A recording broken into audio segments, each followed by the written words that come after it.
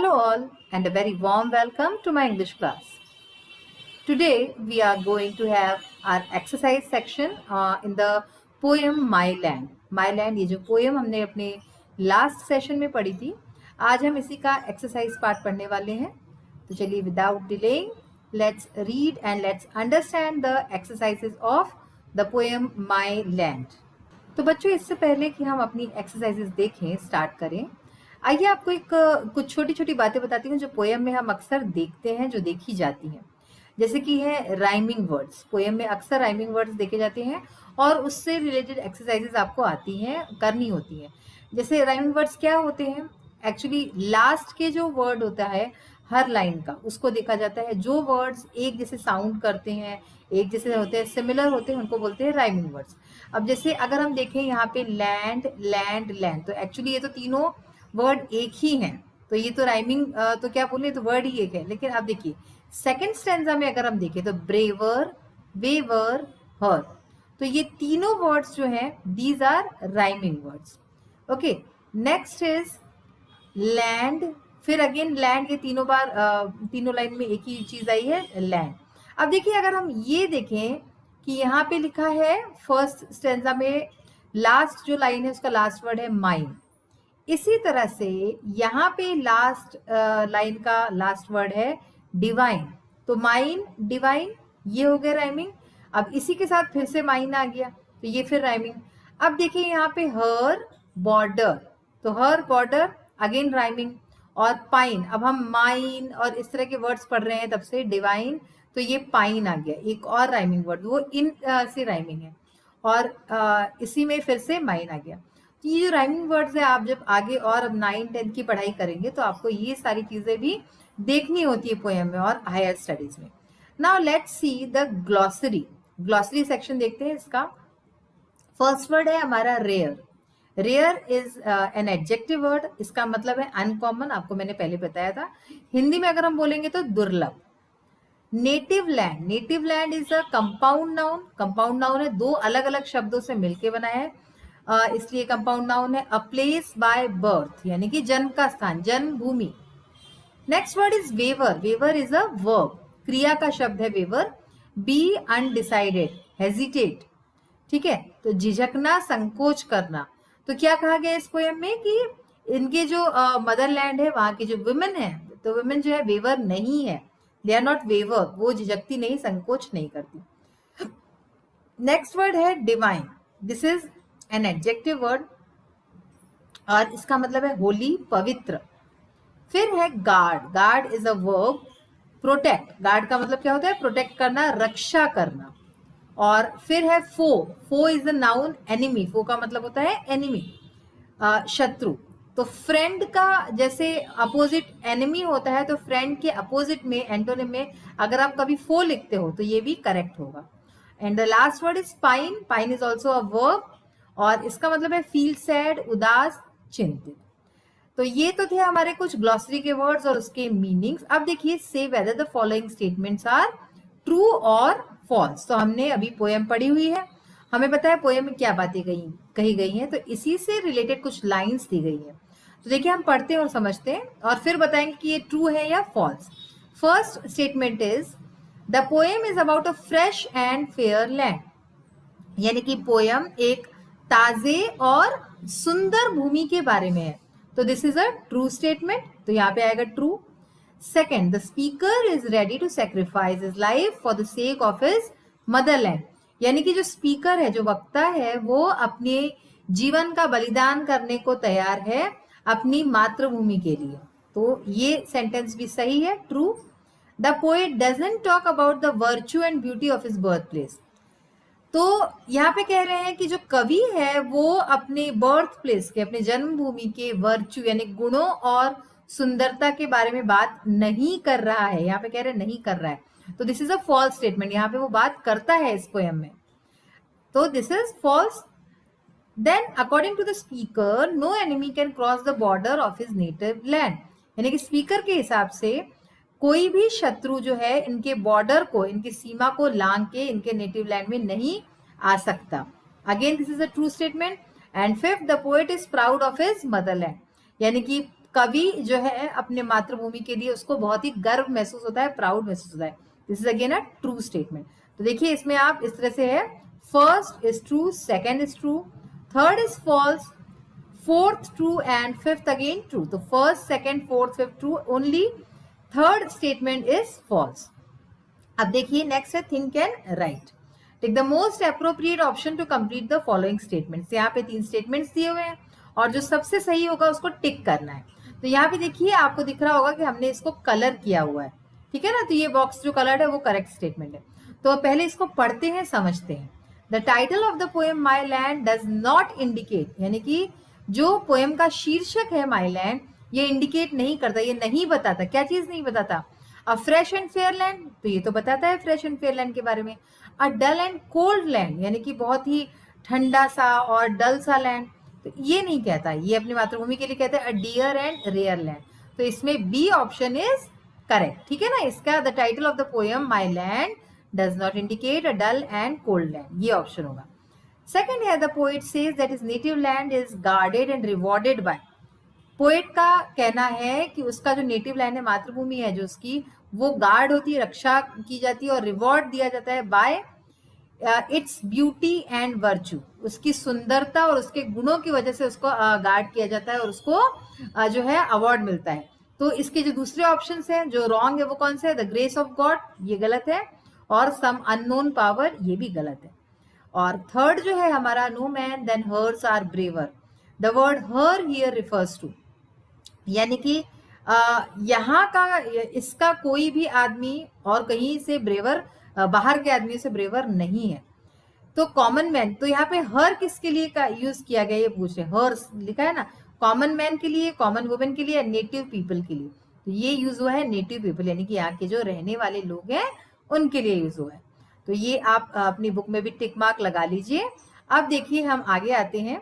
ये सारे आज हम जो है करने वाले हैं एक्सरसाइजेस। कंपोजिशन में देखिए आज एक हम क्या कर लिखेंगे, नोटिस लिखने वाले। यू आर साकेत, आप साकेत हो the secretary of the cultural committee of your school. आपकी कल्चरल कमिटी है स्कूल की, उसके आप सेक्रेटरी हो। और your cultural committee is going to stage a drama on the occasion of the Independence Day. तो आपकी जो कमिटी है कल्चरल कमिटी, वो एक ड्रामा करने वाली है स्टेज पे इंडिपेंडेंस डे के दिन, 15 अगस्त के दिन। तो write a notice on the notice board in this connection. तो इसी संदर्भ में एक नोटिस लिखनी है। इनवाइटिंग स्टूडेंट्स, स्टूडेंट्स को इनवाइट करना है और उनके पेरेंट्स को, to watch the play being stage. Date, time, name of the play and place must be mentioned in it. Look at the format of a notice. तो ये सब हमें इस नोटिस में बताना है। देखिए फॉर्मेट कैसा दिया हुआ है।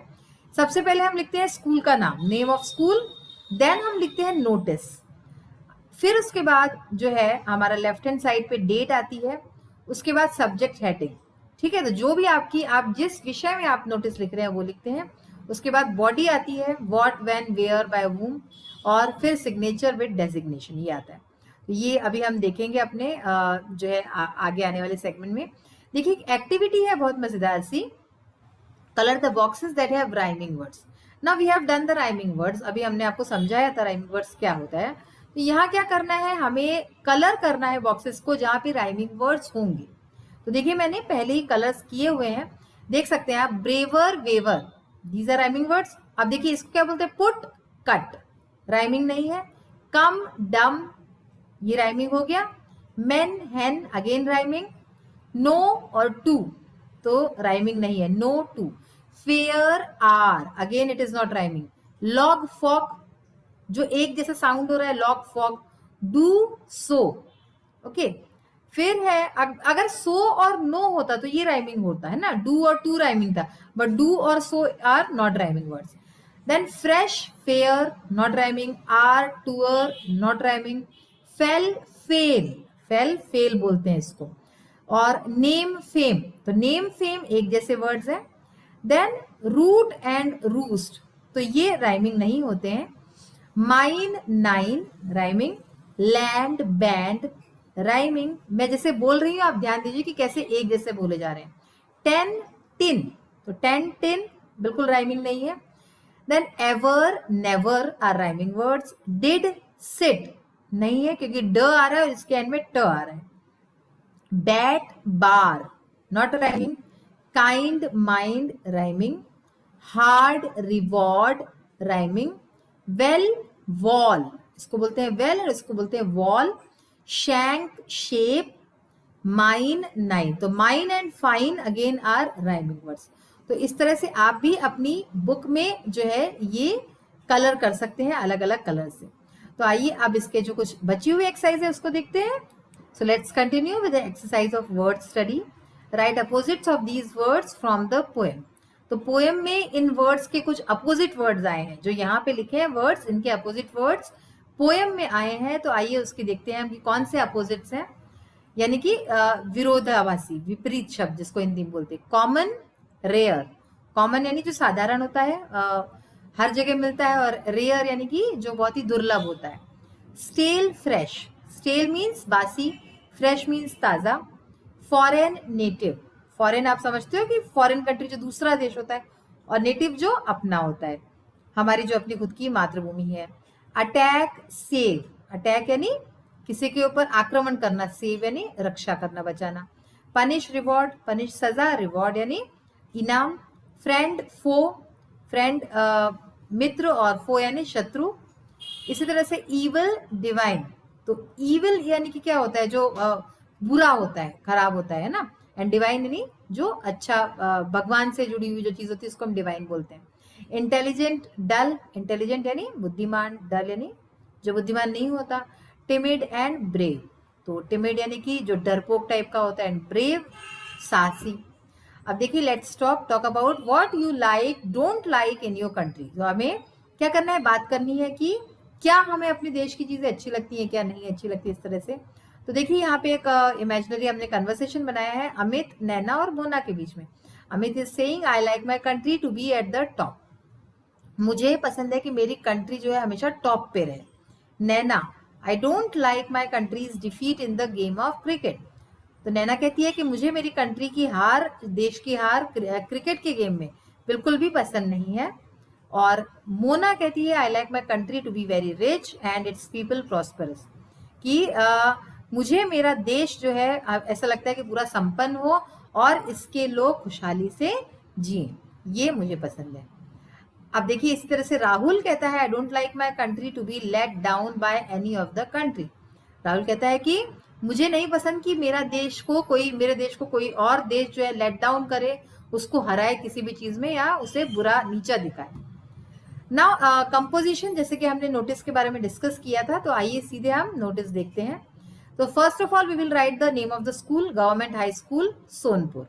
देन हमने नोटिस लिखा, फिर हमने एक डेट डाली, जनवरी 18, 2021। ओके, उसके बाद हमने इन्विटेशन। अब ये नोटिस किस बारे में है, इन्विटेशन हम दे रहे हैं ना, तो इन्विटेशन है, this is to inform you that the cultural committee of our school is going to stage a drama in our school campus in the meeting hall at 6:30 PM। तो यहाँ पे हमने जो है क्रस्ट बताया उसका, कि ये आप सबको बताने के लिए है कि कल्चरल कमेटी, हमारे स्कूल की कल्चरल कमेटी एक ड्रामा को स्टेज करने वाली है हमारे स्कूल के कैंपस में, in the meeting hall at 6:30 PM। Meeting hall में 6:30 बजे शाम के। We are going to play Satya Harishchandra. तो हम सत्य हरिश्चंद्र का प्ले करने वाले हैं। All the students and their parents of our school are invited to see the drama. तो स्कूल के सारे छात्र और उनके पेरेंट्स जो हैं उनको आमंत्रण है कि वो ड्रामा देखने आए। We invite you to view the stage performance and enjoy the evening. तो यहाँ पे फिर से इनविटेशन में कहा जा रहा है कि हम आपको आमंत्रित करते हैं कि ये जो स्टेज परफॉर्मेंस है उसको देखें, एंजॉय करें शाम को। फिर एक हमें नाम लिखना था सेक्रेटरी का, तो Saket, secretary cultural committee government high school Sonpur. इस तरह से जो उसका डेजिग्नेशन था वो भी लिखा, नाम लिखा और स्कूल का नाम फिर से आया। तो बच्चों आज जो है हमने कई सारी चीजें देखी हैं। हमने देखा नोटिस राइटिंग किस तरह से होता है, कई सारे अपोजिट्स देखे, राइमिंग वर्ड्स देखे, ठीक है, और पोएम से रिलेटेड भी कुछ एक्सरसाइज पार्ट देखी हमने। तो ये सारी बातें जो है ये बहुत आपका मतलब नॉलेज बढ़ाने वाली है, तो इससे आप और आगे जाके भी आपको काफी सारा फायदा होगा। तो इसी नोट पे आज का सेशन तो यही फिनिश करते हैं, और नेक्स्ट सेशन में हम बहुत जल्द मिलेंगे with yet another new chapter of your syllabus.